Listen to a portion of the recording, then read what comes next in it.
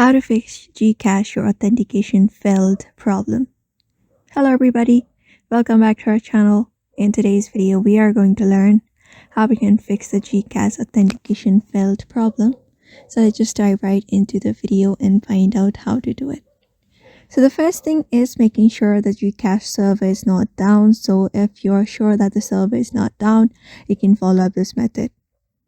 So ensure that you have a proper internet connection. You can go to the connection section from your phone settings and make sure you are connected to a network that is working properly and is stable.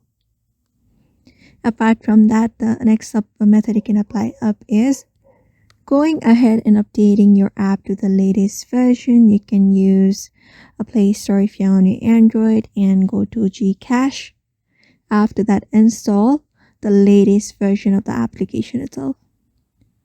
After that is done, once try installing the application itself and again try reinstalling it, because that may also help you fix those kind of glitches or error messages into your device. Apart from that, sometimes a simple restart of your device also helps to fix that issue, so you can follow up the process to restart your device and do it.